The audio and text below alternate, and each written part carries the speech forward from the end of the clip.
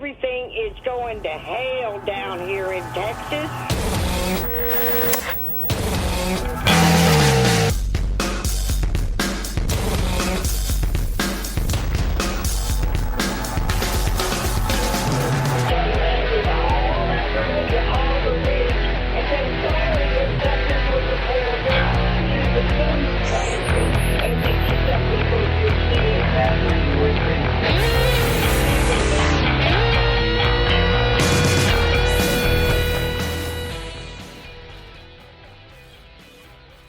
What's up, everybody, and welcome to the show. This is the Lone Gunman Podcast, and I am your host, Rob Clark, with you again for the exciting conclusion. This is part 3 of remote viewing the Kennedy assassination. We heard about the shooters in parts 1 and 2, and today in part 3, we're going to be learning about the organizers or the planners and the people who kind of put this deal together. So stay tuned with me here. Once again, this is from the Farsight Institute, farsight.org. And Courtney Brown is going to take us away, and it's going to be the same reviewers that did the first 2 parts. They are going to each be doing an analysis on what they see as far as the organizers or planners of the assassination were. So check it out. So without further ado, Mr. Courtney Brown of the Farsight Institute, take us away, sir.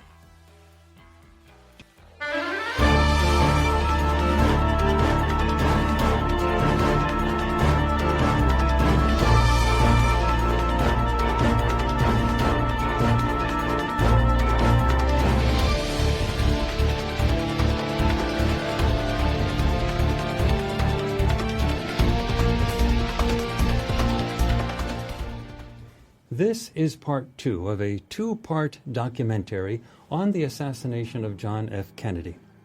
I am Courtney Brown, director of the Farsight Institute, a nonprofit educational and research organization that's dedicated to the study of a phenomenon known as remote viewing. We are the leading venue for public research into remote viewing as it is done using highly structured data collection methodologies of a type similar to those developed by the United States military and used for espionage purposes. In part 1, we present remote viewing data that focus on the shooters who were involved in the assassination of JFK as it occurred in Dealey Plaza in Dallas, Texas on the 22nd of November, 1963. As is clear in that first part of our project, there was no lone gunman who killed Kennedy. According to these new data, JFK was killed by 2 teams of expert marksmen working together. Also in part 1, the experimental conditions are described that were used to obtain these data, all collected under totally blind and clean scientific conditions. In part 2 of this documentary, which, as I said, is what you are watching right now, the focus shifts to those who organized and planned the assassination. I designed this study, and my assumption going into this research was that at least much of the official story of a lone gunman, possibly someone connected with a foreign power or organized crime, was probably correct. I was not well versed in the so-called conspiracy theories relating to the assassination. I do not do remote viewing research at a university. I do it at the Farsight Institute. Nonetheless, I am both a mathematician and a social scientist, and I have found that social scientists are often naive when it comes to taking officialdom at face value, and I am no less guilty of this than any other social scientist. We get data sets from official sources, trust that the data were collected properly, and then go about the task of analyzing the data.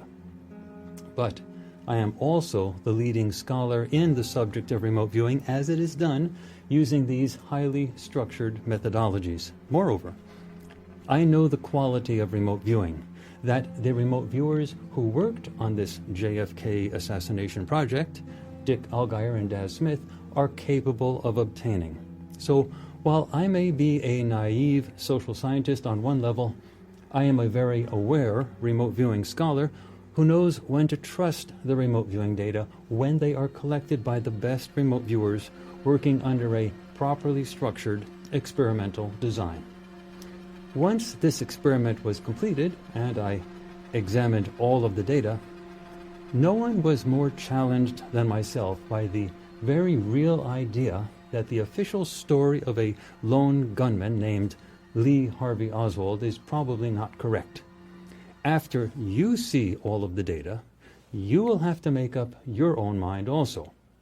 My only advice is that you keep an open mind and that you take this opportunity to learn a bit more about remote viewing as it is done under optimal conditions by the best viewers on the planet. Again, the remote viewers for this project, Daz Smith and Dick Allgayer, have studied remote viewing for many years and both have long and publicly verified track records in projects conducted at the Farsight Institute. This second part of the JFK assassination project aims squarely at those who organized the assassination by targeting the highest level meeting that occurred to plan the killing. Both viewers hit this target spot on, as you will see for yourself, but they also perceive different elements of this organization of planners. The data were all collected with the viewers totally blind to the target. They were alone when they did their remote viewing sessions, all recorded live on video. Moreover, this entire project actually had 4 targets, 2 of which involved the JFK assassination, while the other 2 involved something totally unrelated. Before the viewers did the viewing for this second target of the JFK assassination, I had them do the other 2 unrelated targets first. That way, they would not have been aware that this second target on the JFK assassination had anything to do with the first target involving the shooters. Again, the remote viewers did all of their work totally blind. They were only sent a non-leading email that said, "There is a target. Remote view it." They had to obtain all of the data by themselves. Moreover, Dick and Daz were on opposite sides of the planet. Dick Allgayer in Hawaii and Daz Smith in the UK. And they did not communicate in any way during the data collection period of this project. The total time needed for the viewers to do both of these JFK targets spanned a period of several months, from August 2015 to October 2015. For example, Dick Allgayer did his first session for Part 1 of this project on the 20th of August, finished all of Part 1 after a few days, and then took a break, went on with his life, did sessions for some other targets and so on, and then he picked up with the target for Part 2 of this project on the 24th of September. The same is true of Daz Smith. Separating the targets, addressing the shooters from the targets, focusing on those who organized the assassination with time and unrelated activities helped to keep these data pristine. Now, I am assuming that everyone watching this video has already seen Part 1 of this 2-part documentary, so you already know how these data describe the way John F. Kennedy was killed. Expert marksmen working in teams, together with additional support personnel nearby in Dealey Plaza and the surrounding buildings. So, now let's dive into those who planned the assassination by watching them as they put the pieces together in meetings that are clearly above top secret. We start with the session by Daz Smith and then move to the data collected by Dick Allgayer. After you see the data from both viewers, I will try to pull it all together, hopefully making some headway in connecting the dots. This is remote viewing at its best. Watch it closely, and then see how we use these data to answer the big questions.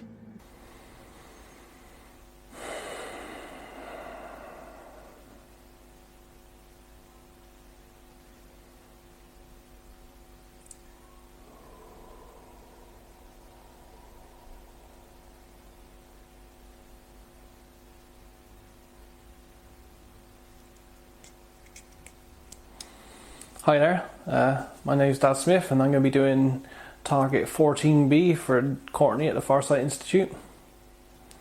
Okay, so let's get right to it, see what we get. So 14B. Okay, so I have a life, male, and there's lots of activity. Confusion. And an aggression, busy, organised. This is male, over 40s, there's a group of them, they're in a situation, meeting, stroke event, they have purpose. This is planned, secret. Okay, this secret meeting hidden. It's hidden.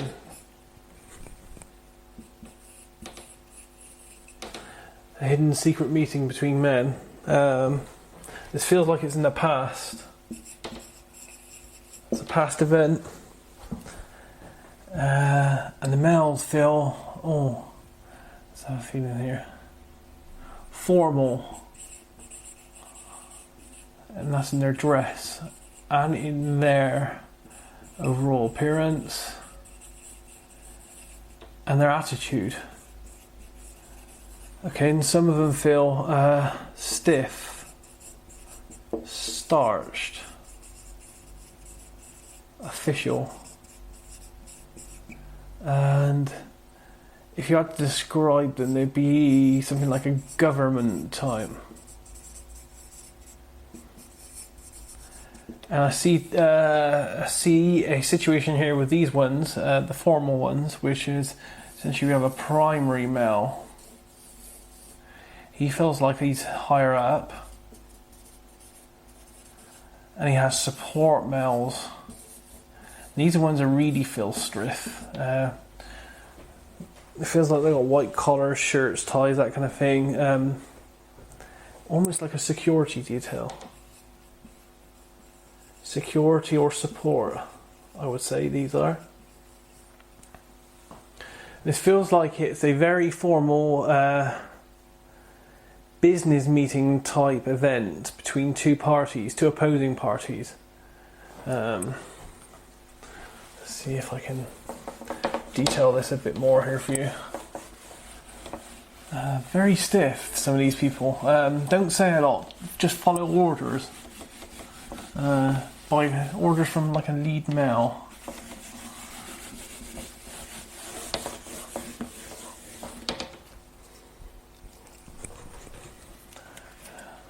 So there's a situation. I'm not very good at sketching, so let's see if I can sketch this here. And it feels like there's a man with his hand outstretched here. And the same this side. So there's two males, primary males meeting. But in the background and all around, and in the background here, in like a formal situation, we have other males. So these are in the background. Support staff, two opposing sizes, two different viewpoints, and one of them feels stiffer than the other, organised. So on the left hand side here, these feel stiffer, official, educated, strong. These feel like they're planners.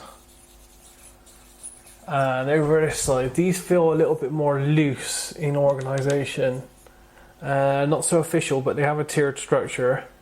They feel like they're remote and they travelled to the meeting, travelled longer distance. A bit less organised, a bit less stiff. And these feel like aggressors. feels like one group does the planning, one group does the aggression, and it feels like they're meeting to plan something, and it feels very dark and devious.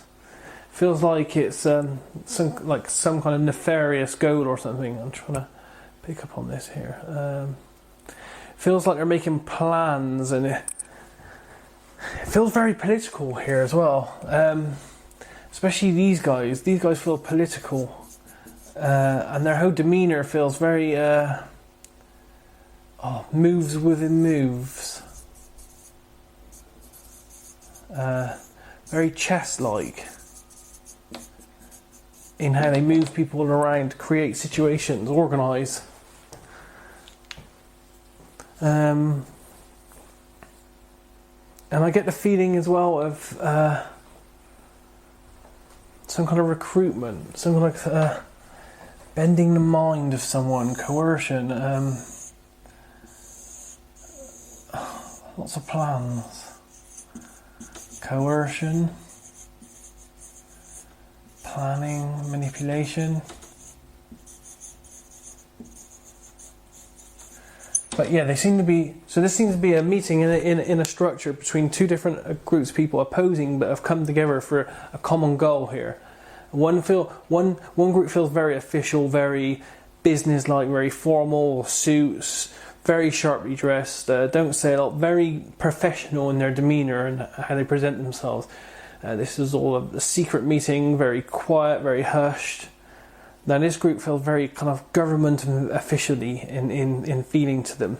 Feels like they have like a security team and support staff. This is a very stiff, starched, political, it's very strong government feeling to these guys. The other group feel a little bit less formal, although they're still wearing business suits and stuff, but they just haven't got that finish to them. They haven't got that professionalism or experience. It's a lot looser. Feel like they travel a long way. These feel a little, I don't want to say less educated, but they do feel less educated. There seems to be like a tiered structure here. These guys feel a bit more upper class, these feel slightly lower class. But these feel like they're aggressors. They feel like they're kind of like hired muscle or something. They're here to act out on plans, joint plans that these guys come up to, and it feels like they're here for this meeting to do this. And the whole aim of this feels like it's planned events, a series of events, manipulation of people and events. And again, this all feels very political. It feels like it has global implications. So it feels like this is kind of like almost like a secret kind of meeting between people that are going to manipulate events to their aims and goals, and it all feels very dark and nefarious. Not nice at all. Not nice people, and they feel like, in general, they feel like they're men over 40s. They feel like they're weathered in their roles and in their lives. There may be some 30s to 40s. Don't see any females involved in this though. That's what leads me to think it's a past thing. Feels like, in the past, I hate to admit it, but women weren't involved in this kind of stuff a lot more, and that's what I get here. It feels like a past kind of 50s, 60s type era, 40s, 50s, 60s. It just had that kind of male dominance to it, with women far in the background. What else can I pick up here? I feel there's an element of distrust here. Distrust in the entire planning thing that they're going through. They're very wary of the plans. They're very apprehensive of what's going to be happening. But there's also a distrust between the two different groups as well. This first meeting, or this meeting that they're having, is this one of a series of meetings. And they're shaking hands, but I can sense that there's this distrust, not knowing exactly if they can trust each other yet to this situation. Yeah, some males. And again, a very dark situation. Very apprehensive. And definite feel of global political repercussions. So it feels very political. And it feels like, it's almost like they're planning an event for the future that's going to change things. Okay, so should we see what else we can get here on this? What else?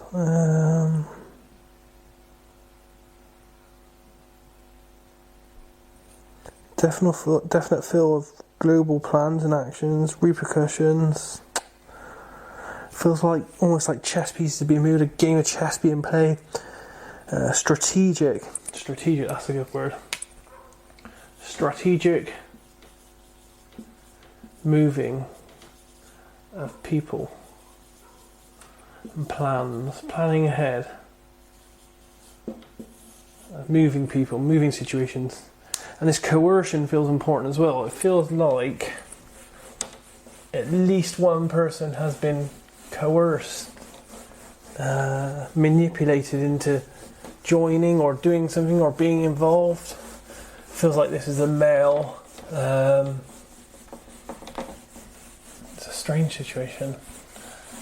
Can't quite put my fingers on it. 14B.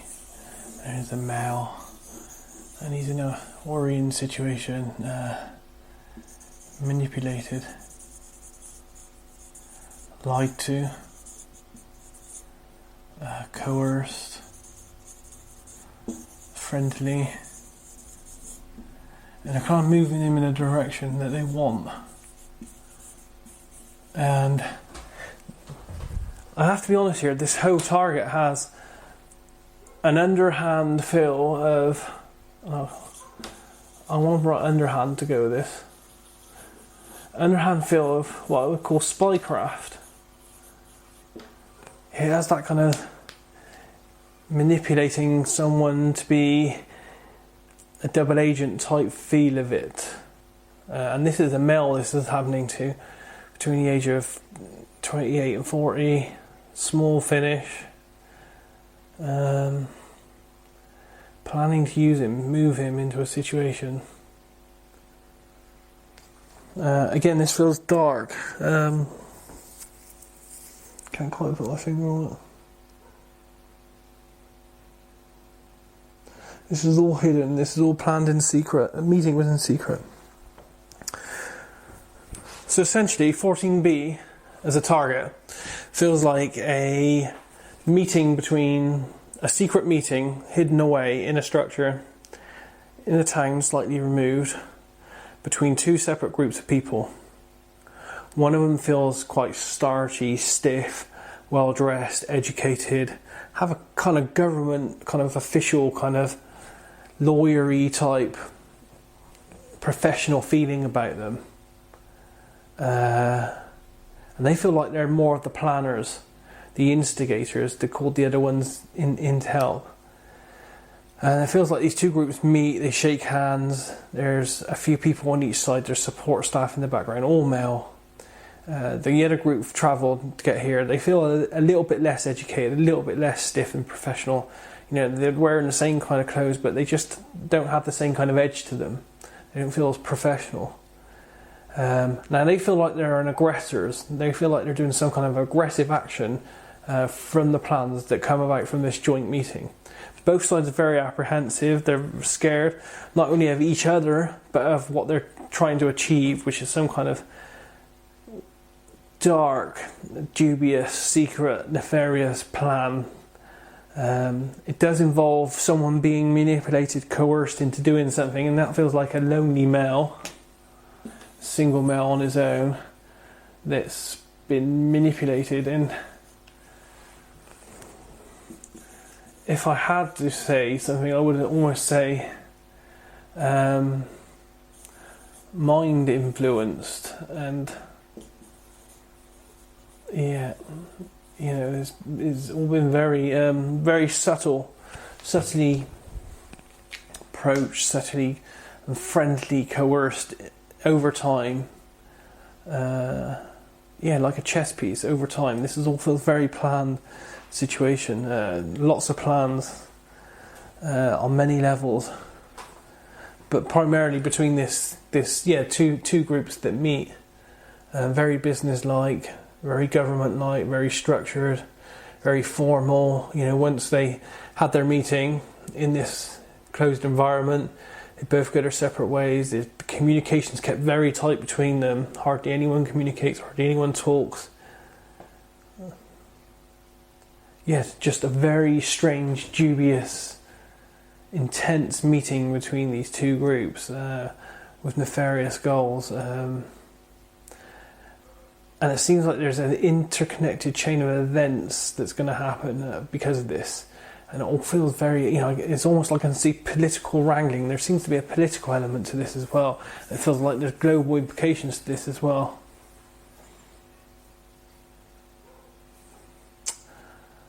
Definitely like a deal being struck, kind of arrangement being made between these guys. Plans, dark goals. I think that's pretty much it, really. Other than the less professional group seems to have travelled farther. I keep getting a feeling that they travelled long distance to get to the meeting, where the other ones didn't travel so far, hardly any time at all to get there. So it feels like the meeting was on their turf in some way. I don't know if that has any importance.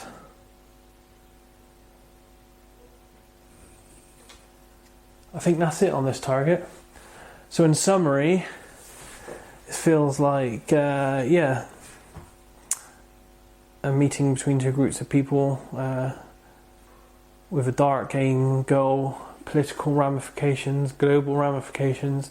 Seems like they're planning some kind of hidden secret event. One group is more on the planning stage, one group's more on the aggressive stage, but they're agreeing. Although I don't think they're friends, they're not enemies either, but they're apprehensively working together on this to achieve the same goal, and it feels very chess-like, very underhand, hidden moves, very secret, very organised, lots of plans, lots of secrets, very dark. It almost feels like some kind of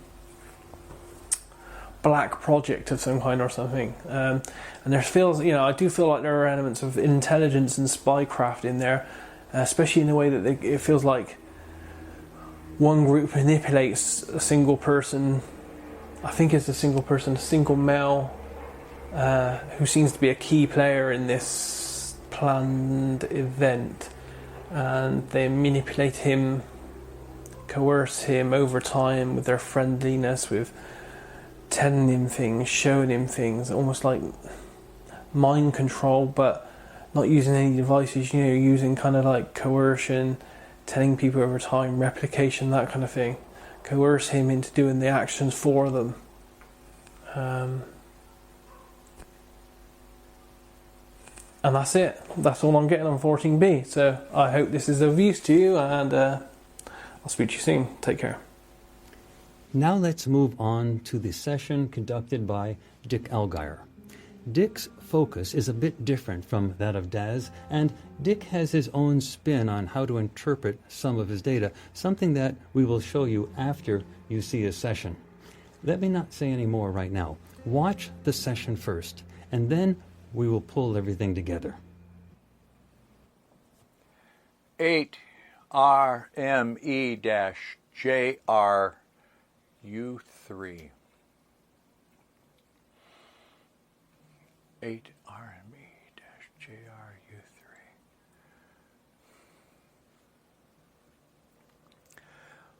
My awareness arrives on target at this one with an overhead perspective near a building looking down a high building, a city street, a city sidewalk. And on the sidewalk, my attention is drawn to a man walking. I see him walking this way. And on the building are like awnings or overhangs about 1 story up, like a cement fixture that would shade part of the sidewalk. And he disappears as he walks under that. I see him walk under that and then reappear right here. He's walking not really leisurely, like strolling, window shopping. He's not running, but he has a kind of a determined gait. He's just walking. He goes under this one, and I see him walk a little more. This whole sequence that I can see is maybe 10 seconds. City street, big building, sidewalk. I think there are some other people on the sidewalk, but my attention is just riveted on this guy. So human one next to a structure. I reset, and I'm going to look at him again.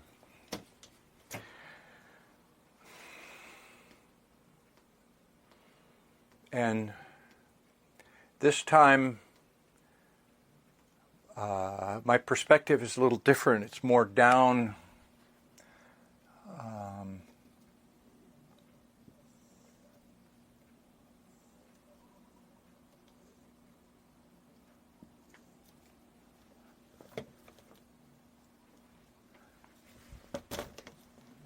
That wasn't right.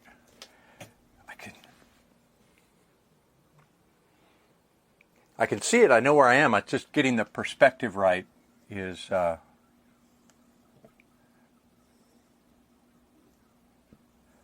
a building. That's a sidewalk. That's a big building. This building is brick. It's got windows like this. Doorway here. Red brick. Behind it is another building, an intersection here. And this guy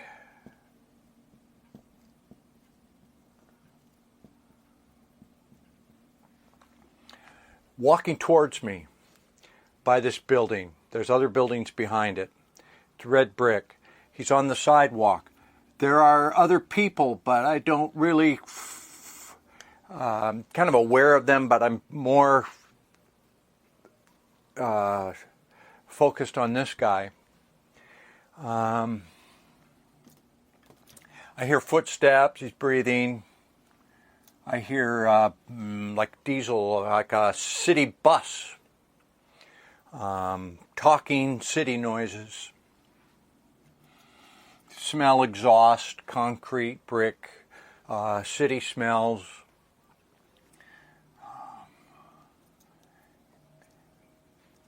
He's got a kind of urgent feel to him, confused. Oh man, he's got a lot going on in his mind.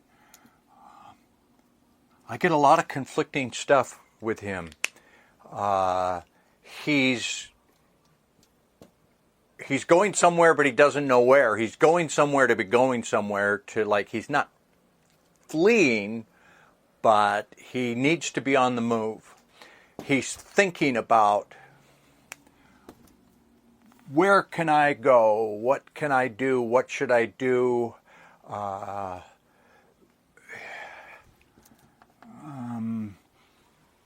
Handgun. He's thinking of a handgun. He doesn't have it on him. He wants one. He's going to go get one. He's thinking about him. Some purpose of thinks it'd be a good idea to be armed for, like, protection. What else? He's not carrying anything. There's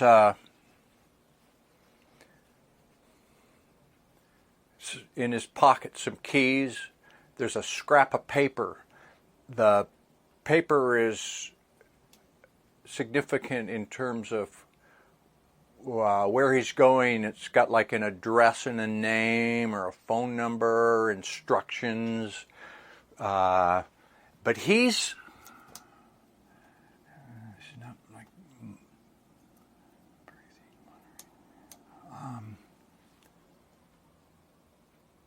he's confused. He's that there's something's happening that he doesn't know why or what his role is or what he should do. He wants to go meet with someone, and he's got a few errands to do before he can do that. Set up like a bowling. He's got a. This is a lonely feel. Set up like a bowling pin, knocked down, gets to wearing thin, like a bowling pin. You know how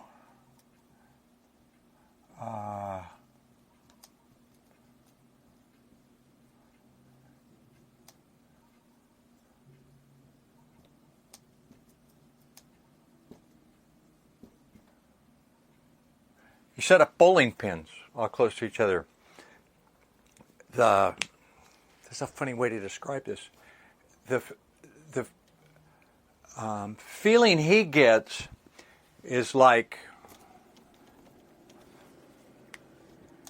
the lone bowling pin, and the ball's coming at him. Like all the other bowling pins have disappeared. Like musical chairs, and the music stopped, and there's nowhere for him to sit. And so he's got an urgent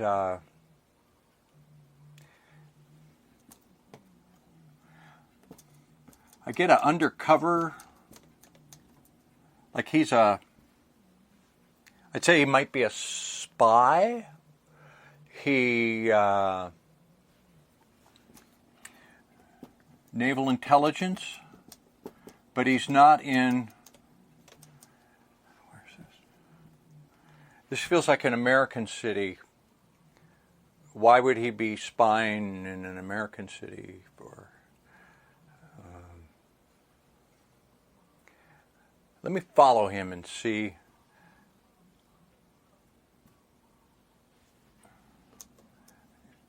Walking down the street. Okay. Let me do some more on this.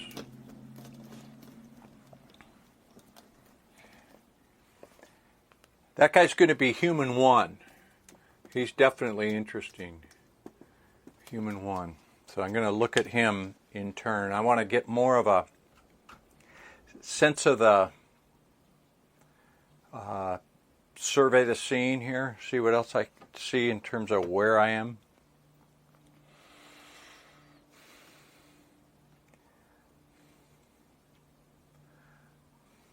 There's a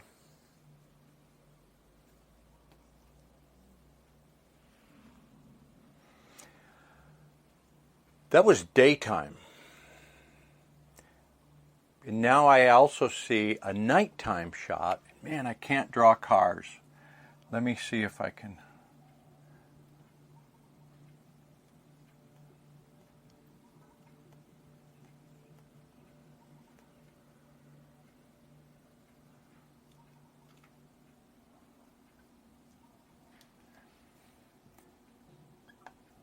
This is an old style car.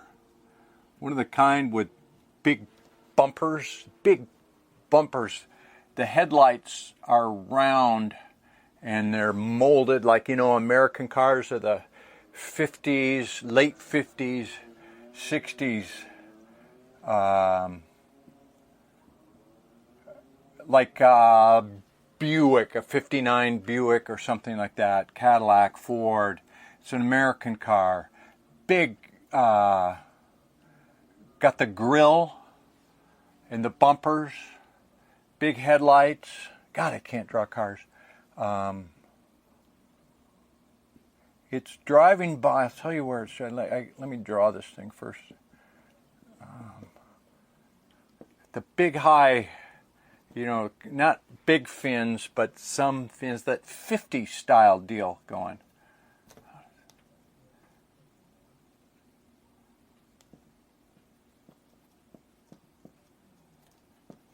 When cars used to have those little vent windows right there, the little triangular window, and you could go like this. It was a vent window, big doors, the door handle like that. This thing is black. A black American like Buick. And I see it at night. It's on a big wide roadway. It's open here, like grassy. There's big buildings, but they're set back. The buildings aren't close to the road. They're far back. It's a misty night, like a cold night, and the air is cloudy, foggy, misty. So if there's a street lamp here, it casts a glow. It's this car is alone on the road. It's like a opening of Alfred Hitchcock, like a film noir, black and white, old mystery, detective or spy movie where I'm in a dim road, not exactly residential, but there's some buildings over there. But okay, it's the road and the street light. It's dark, it's misty, and out of the mist comes these headlights, and this car goes by. It's a black American car from the 50s or 60s, an old car, and it's like someone going to been called out in the middle of the night to a meeting, like you got to come in, we got to do this in person. That's a really that would be a good opening for a movie, like the mystery car is going by. Where are they going? Inside the car,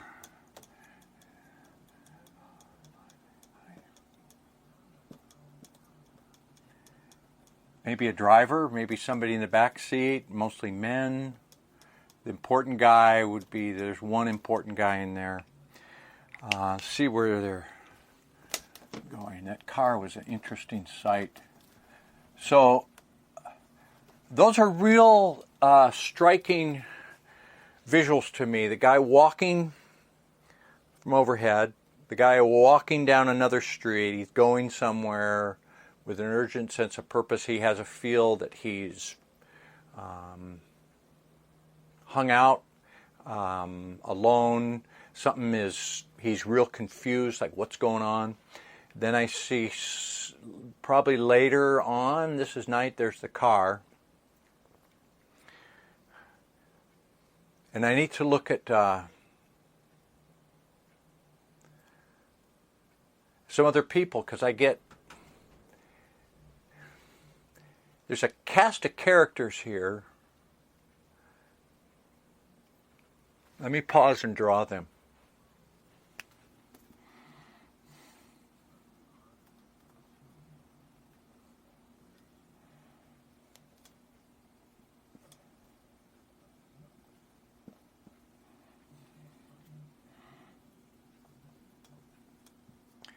I'm drawing my cast of characters here. My artistic ability is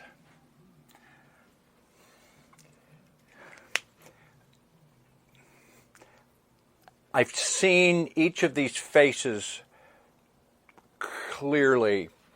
This guy passed me on the street and I saw him, he looked right at me. It's this human one.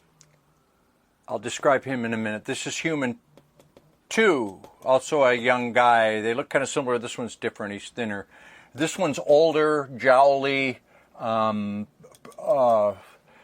late 50s, maybe 60. Pretty old guy, jolly, but let me do these in turn because they keep jumping out at me, but not at the same time or necessarily the same place. So this is human one, and I saw him on the street walking. He's clean cut. He's about 30 years old. He's got short, light brown hair. There's no marks on his face, no like tattoos or pock marks. It's a pretty, just normal face. Average looking guy wearing, I think, a shirt, not a tie, not formally dressed. He has kind of a strong jaw, but a small chin, which it's hard. How do you draw a strong jaw but a small chin. He's the guy that I felt was a spy. Naval intelligence. The word I phonic out.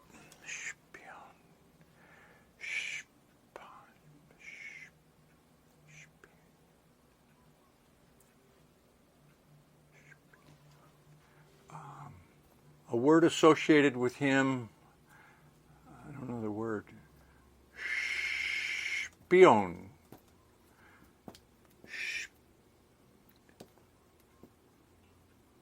Spion.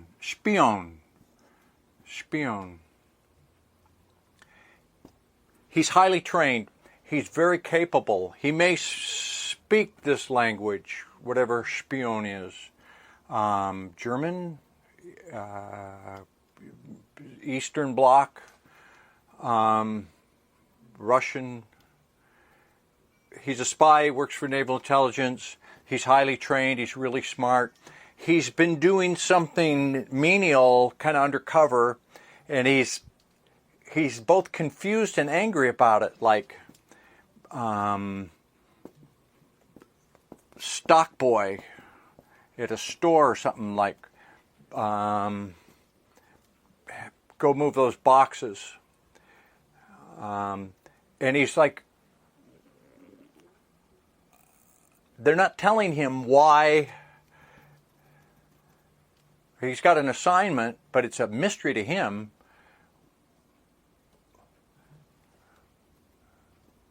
And then he's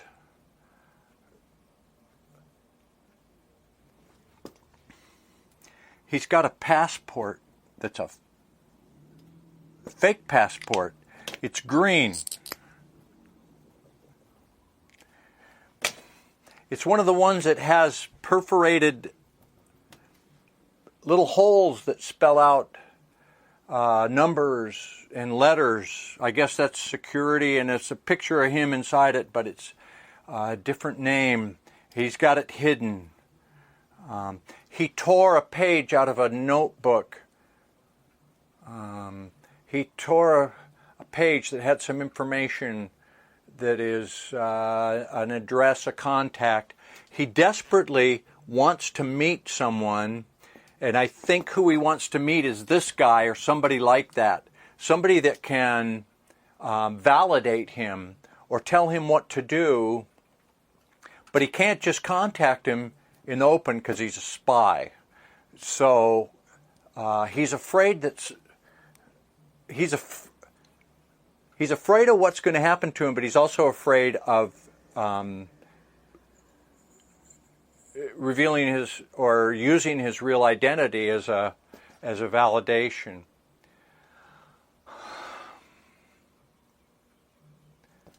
He wants to meet with him,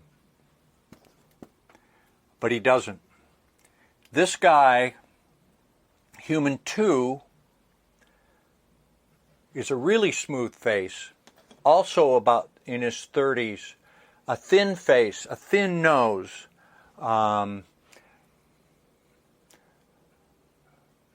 looks preppy.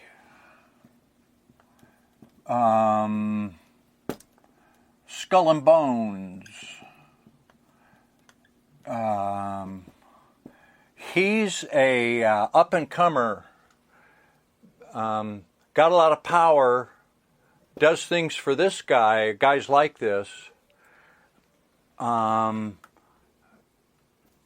about him. I don't think he knows him.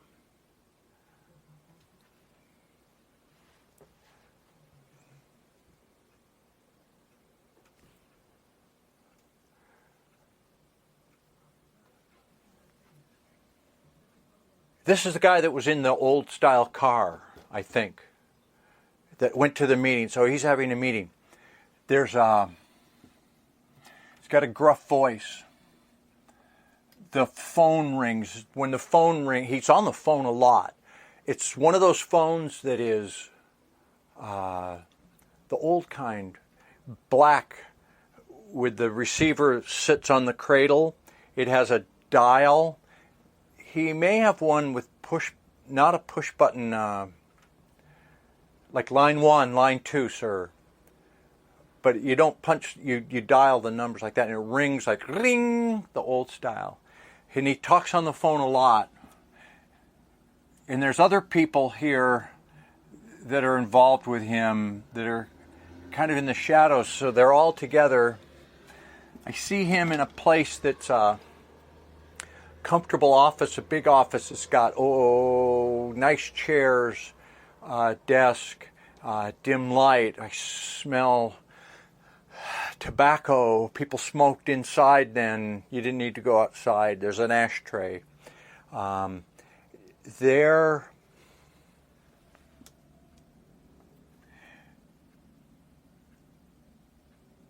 This guy and other people, by the way, let me describe him. He's older.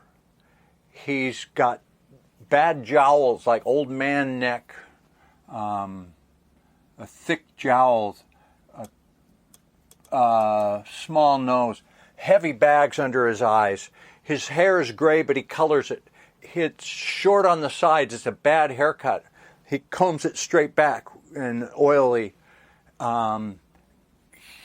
like Germans used to have that. Too short on the side, like white sidewall, but gray hair that's dyed. It's bad hair. Yeah, like that. Jowls, shifty-eyed, mean bastard, conniving, has information on people and uses it, tells young guys like this missions to do. The sense of what's going on here is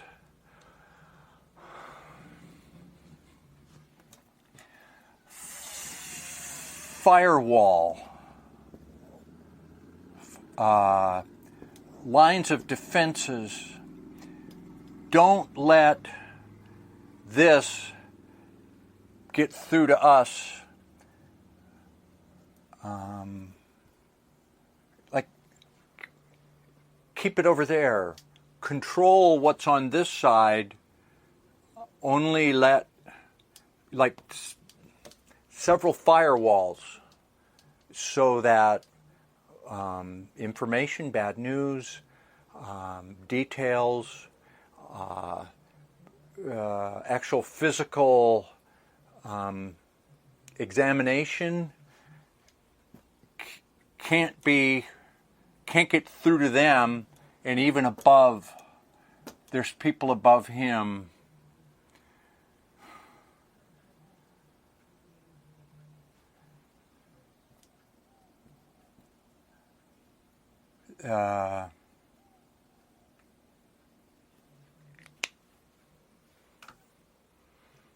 Man, this is so complex. I don't know if I'm supposed to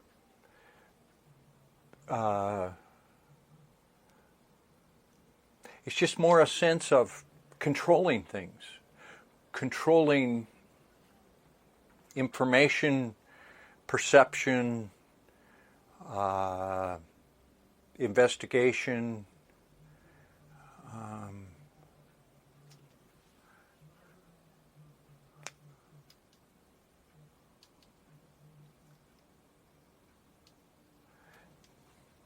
Yeah, they're looking at him, but he's not with them. They're concerned about him. This guy's shifty too, but in a more cultured way. This guy is very powerful, down and dirty, plays rough. That's a scary dude. He's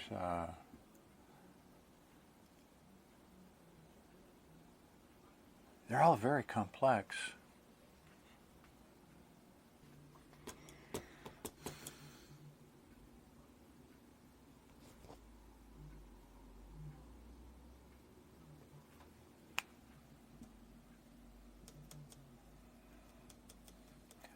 what they're concerned with is something real important, high adrenaline stuff. This is a secret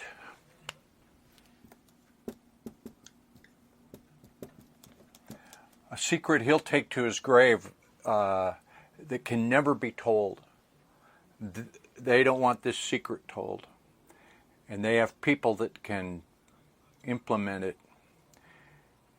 This guy desperately wants to talk to them or meet with them, communicate somehow with them, and he's not being allowed to. Spion. He's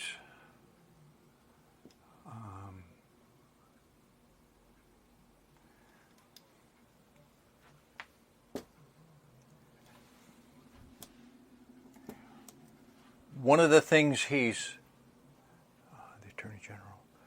the Attorney General, he's concerned about the Attorney General, what he's doing or he called. So this is high level stuff. This is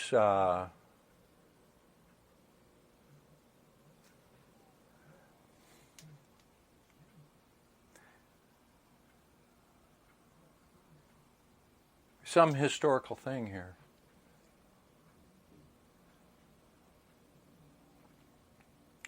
I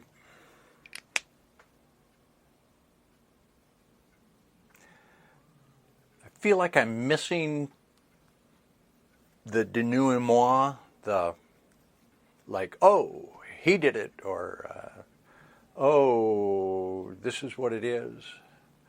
I don't know if I'm so disjointed in this one. The guy walking down the street, the car, the meeting, the three different people that I saw, and I saw them real clearly. You know, it's kind of like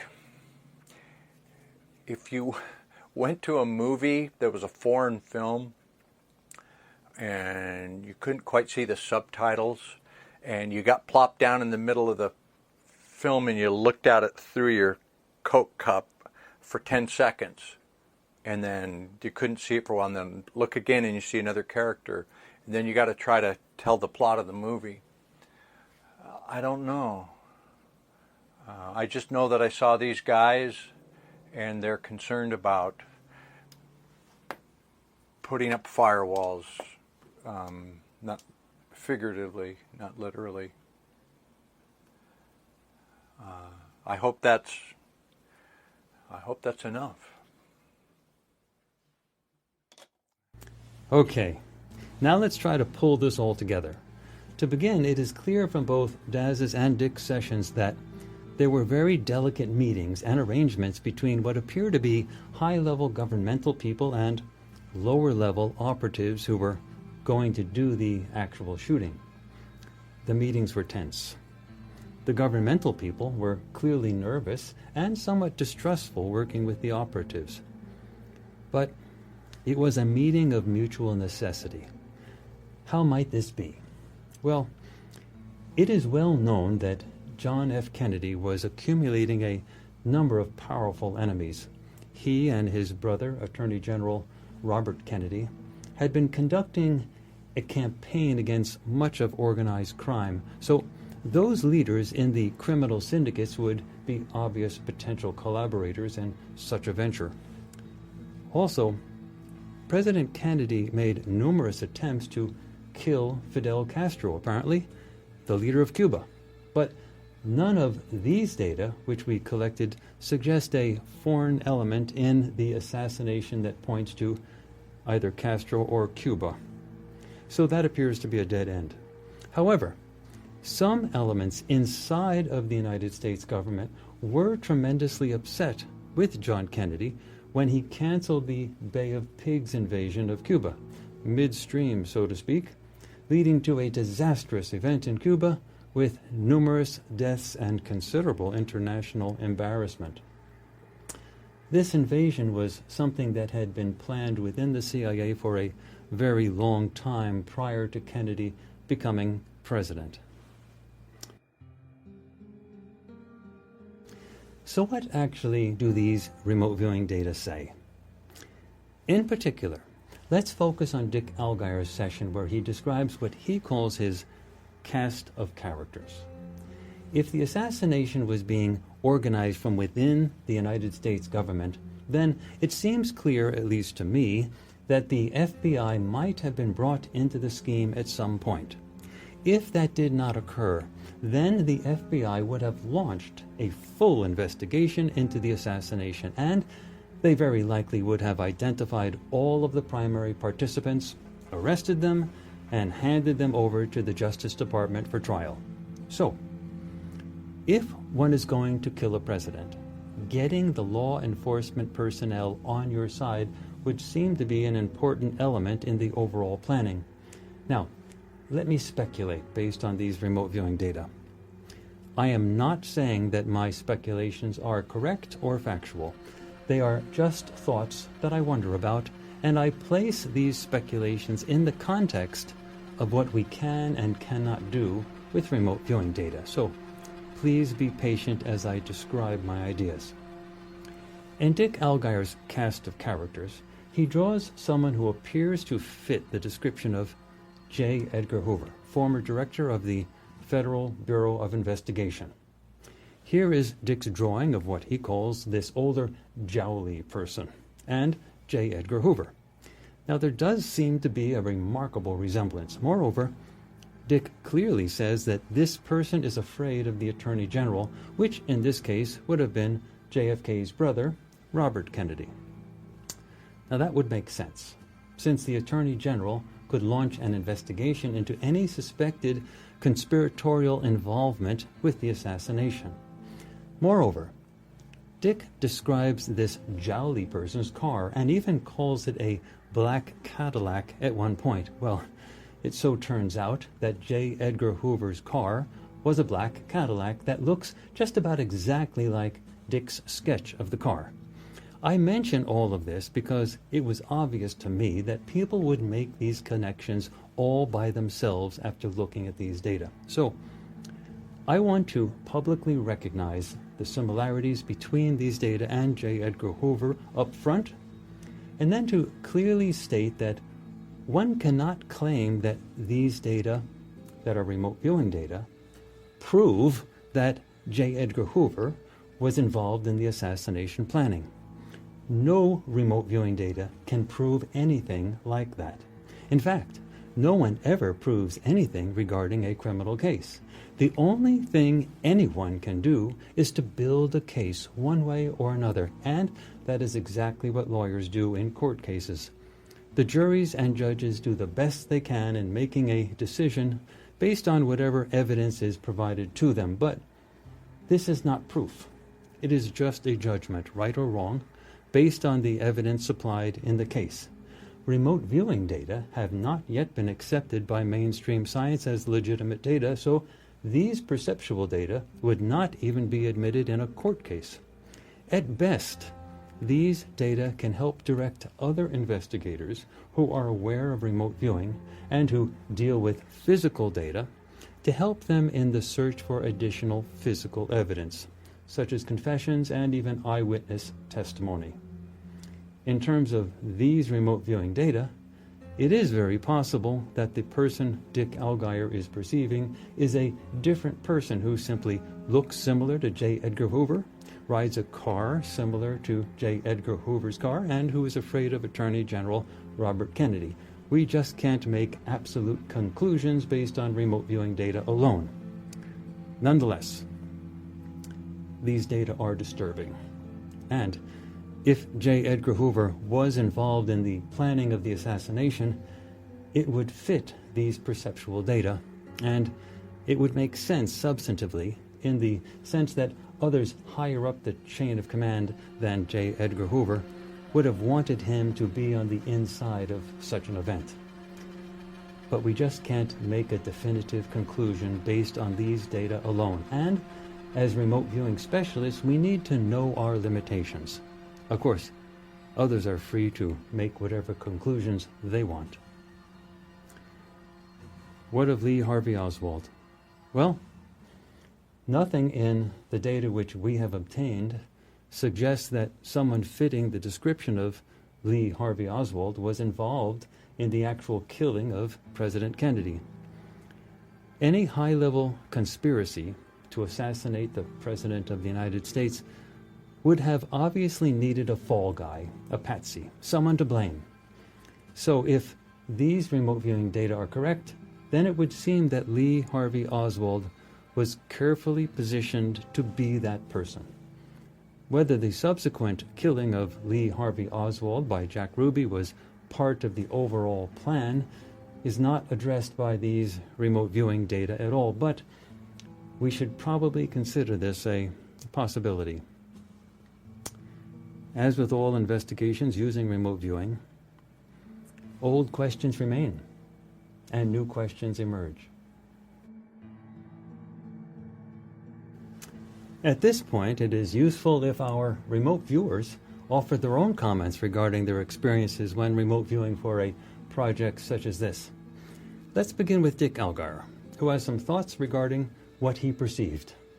One thing we have to make clear is that my comments here are post-feedback. We should put that up on the screen. Everything I say in this interview, I know what the target is. But when you see me working at the whiteboard, that's all blind. When I refer to some of my paper and pen sketches, that work was all done blind, with no communication with anyone about the target. I worked this target as 8RME-JRV3. This work, this video, was done more than a month after the other JFK target. And I worked several other unrelated targets in between. So the two JFK targets were not worked adjacent to each other. They were separated. It's not appropriate for a viewer to analyze his own data, but I will talk about how it manifested and what I thought about it. Again, this is post-feedback. In session, this came to me as two different locations and times. In the beginning, I was on a city street in the daytime. I was watching a man walking on a sidewalk. Later contact had me looking at an old car on a foggy night, and then I was in an office. So the man on the sidewalk was very interesting to me. This was one of those pure visual remote viewing events. You know, you close your eyes and you can see it quite clearly. I blacked out and I saw him as clear as could be. He had brown hair. He was in his 30s. He had a plain face with no scars, a strong jaw, but a small chin. I felt this guy was a spy. I felt he had worked for naval intelligence. He was smart, capable, but he had been given an undercover assignment, something working like a stock boy, which he didn't understand and he didn't like. When I saw him on the street, he seemed quite nervous. Something totally unexpected had spooked him. He had no idea what was going on. I felt he was trying to rush off to set up a meeting with someone who I felt was his handler or someone that could tell him what was going on. At one point, when I looked at him, the word spion popped into my head. Spion. Spion. That didn't mean anything to me at the time. I thought maybe it might have been a German word. But later, again, this was after feedback, it was like 2 months later, I ran into a Russian woman on the beach here in Hawaii. And I said to her, "Are you Russian? Do you speak Russian?" And she said, "Of course." So I said to her, "Is this a Russian word?" Spion. And she said, "Of course, that's Russian for spy." Oh, really? That was interesting. Russian for spy. Was I watching Lee Harvey Oswald? He spoke Russian. He supposedly defected to the Soviet Union during the Cold War. In my session, I had perceived a man walking down the street with a fake passport, an old-style passport. I felt he had a double or even a triple identity. And my feeling was that he felt very alone. He didn't know who to trust, but he was trying to meet with an authority figure who could figure out what was going on, who could vouch for him. He needed to talk to someone, and a bunch of words came into my head, like the general, the colonel, the chief, or the director. And now I wonder, after feedback, could this have been the patsy? As I worked this target, my awareness then shifted. In my method of remote viewing, I'm trained to look at each gestalt in turn and investigate each thing one at a time. So I went back to target, and on my viewing screen, in my mind as I looked, I saw this big old black American car of the late 1950s, early 60s, a big grille, the chrome bumpers and tail fins, and it seemed to be driving someone to an important meeting, a meeting that seemed to be after hours, hidden, secret, late at night. I didn't say this when I was at the whiteboard, but in the preliminary work, I very strongly felt that this was in Washington, D.C.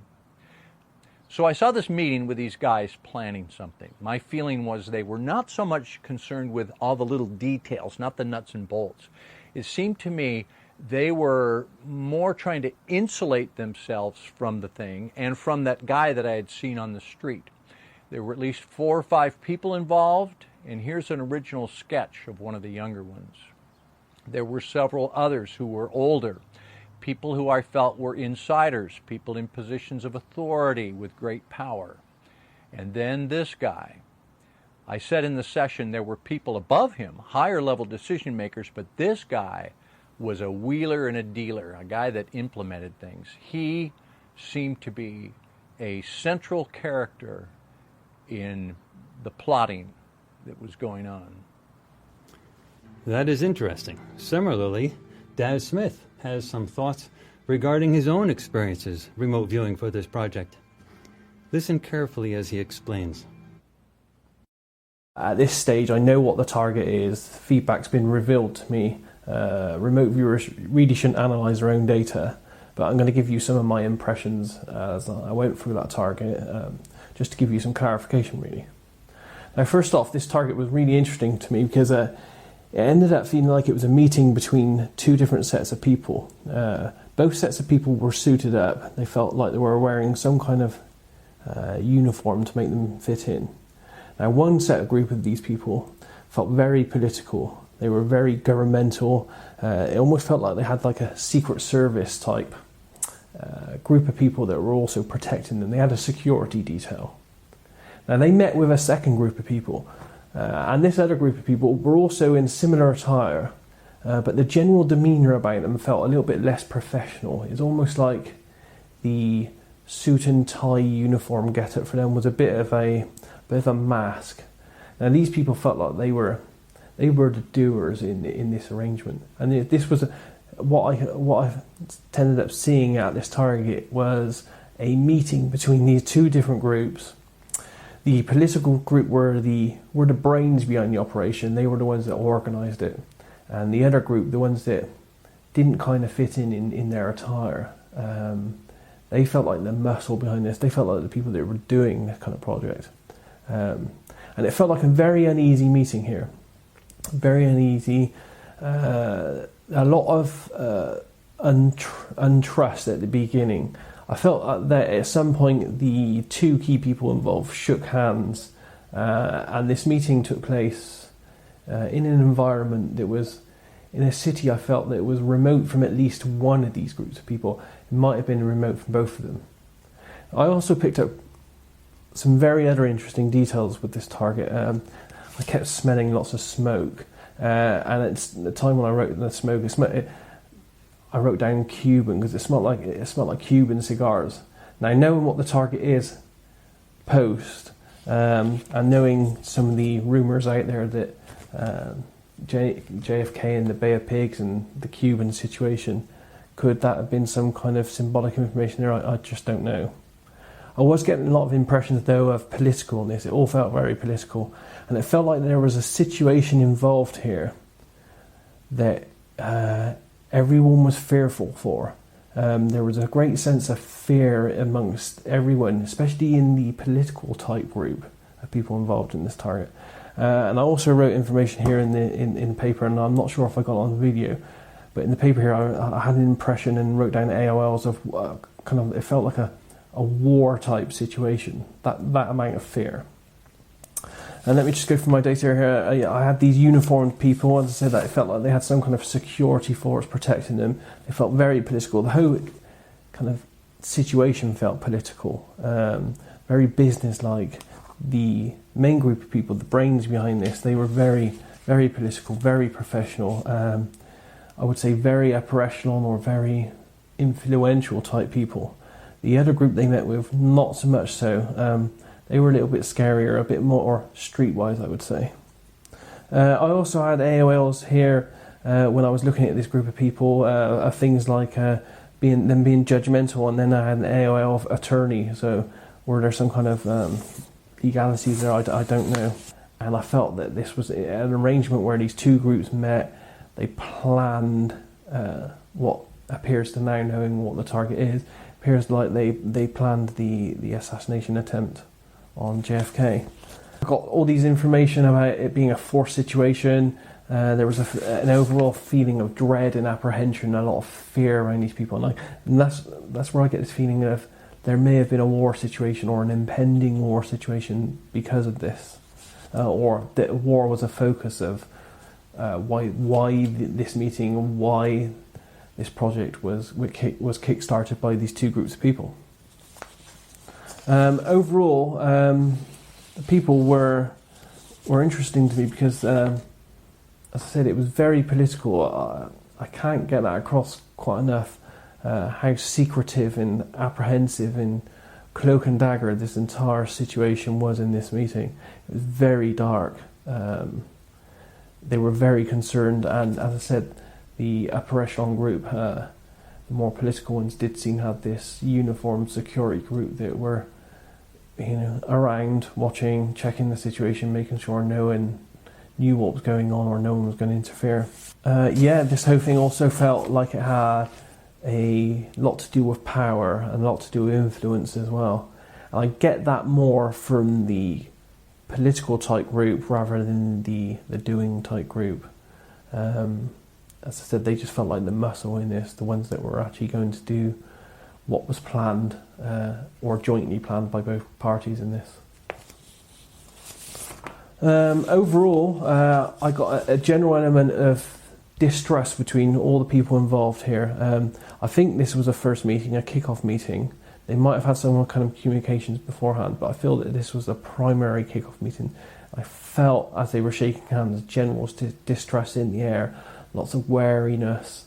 And I had the overall impression that they got over this. They did what they had to do, which obviously, as we know from the events and the filming of the day, most probably led to the arrangement of the assassination of JFK. And from my data and from what I've seen of Dick's data, and from knowing a bit about research over this over the years, it gives the impression to me that the lone gunman scenario given to us or fed to us by about Oswald is probably not true, and it appears to be from the data that there was a coup and some kind of conspiracy in the assassination of JFK. So there you have it. You have seen all of our remote viewing data regarding the John F. Kennedy assassination. From the perspective of these data, it does appear that the assassination was a coup d'etat, a perfectly executed inside job. In fact, it appears that the phrase conspiracy theorist was likely conjured up in the aftermath of this assassination as part of the plan to throw the mainstream media off the trail by ridiculing those who sought to connect the dots that might lead to a different interpretation than that offered by the government. an interpretation that had only one outcome: the mad actions of a lone gunman, who himself was no longer available for questioning. It was a tidy story, all wrapped up and delivered to the public, who sought desperately for some sort of resolution to help heal the psychic trauma of this tragic event. But there were always doubts, and many people simply did not believe the official story. Now it is finally possible to obtain new eyewitness accounts, to go back in time and watch everything all over again with fresh eyes, so to speak. Now we have the very real possibility of ending the secrecy that has shrouded the minds of the public for so many years. Indeed, we are looking at a future in which we may be able to change the evolutionary course of humanity by offering a path where we can govern ourselves in the absence of secrecy. Can you imagine what sort of future that would be? A future in which those who would seek to manipulate the public for private gain would know that keeping that manipulation out of the public realm forever would be impossible, knowing that indeed they might get caught, and there is nothing they could do to entirely prevent that. Governance in the absence of secrecy. We have become so accustomed to living in a world of secrecy, we can hardly imagine what the end of secrecy might look like. Perhaps we will have to try it one day. You never know. We might end up liking it. We might even end up redefining the real meaning of living in a state of freedom. Bondage in our modern world is more than a physical thing. It is mental, psychological, entirely mediated by the control of what you know. There will always be those who seek to control the information that others have access to and believe. And because at least some such people, so influenced, will always exist, there will always be some level of bondage in the world. But freedom for the majority of any world begins one person at a time. And individuals can be free even if an entire world is in bondage, if they redefine their beliefs by entertaining new ideas. This report is aimed at contributing to this possibility. I am Courtney Brown, Director of the Far Sight Institute. Thank you for watching.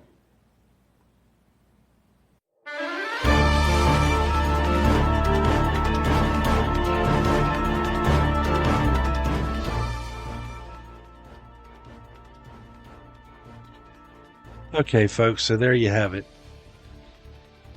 A couple things about this planners, organizers meeting that stands out is, of course, the mention of Hoover, the mention of Oswald,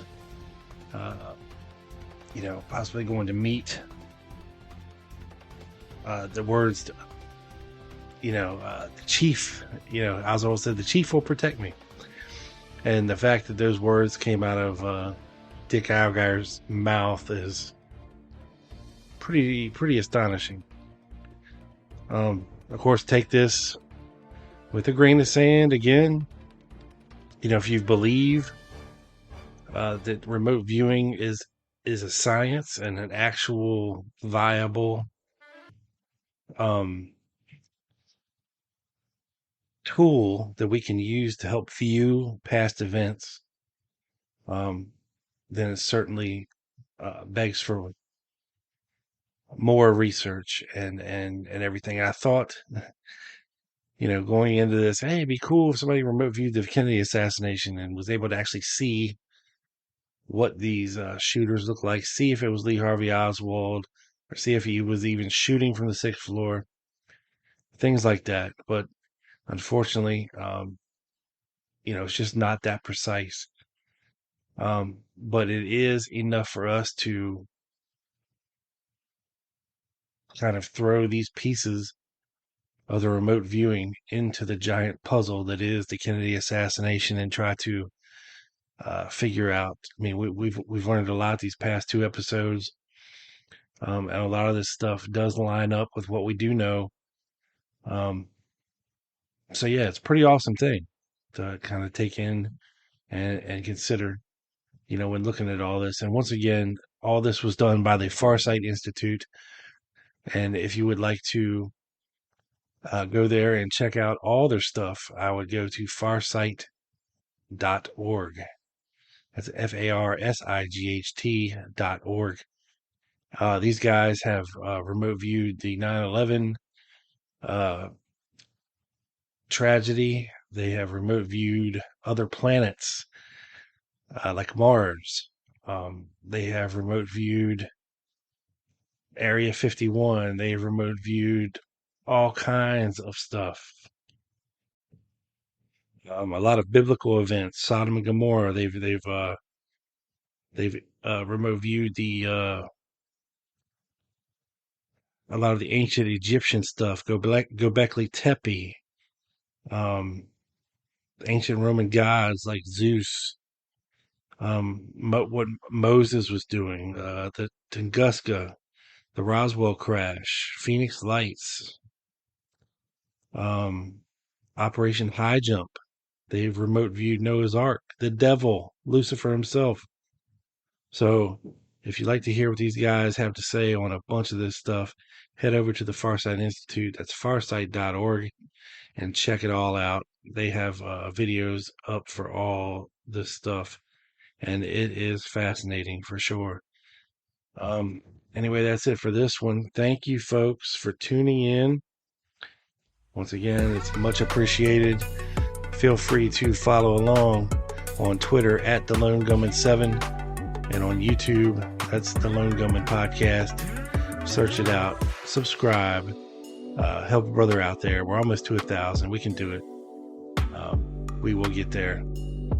Thank you so much for listening. Thank you for all your feedback, and stay tuned for more to come from your boy and the Lone Gunman Podcast. And make sure you're checking out Quick Hits. That is also a podcast about the JFK assassination that I do with my buddy Doug Campbell, host of The Dallas Action, brought to you by wallstreetwindow.com. How do you like that free ad, Doug? What's up, dude? Anyway, that's it for this one. Folks, it's been real. Catch you on the flip side. Peace.